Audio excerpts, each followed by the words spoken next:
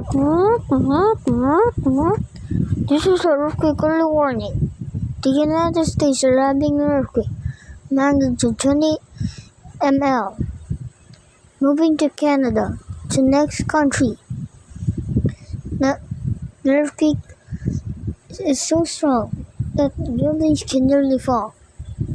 To survive, you have to get at the table, cover it, and cover your head with a pillow. Moving to next country, the earthquake is gonna be 1 ml to next country. Canada will have 20 ml magnitude earthquake.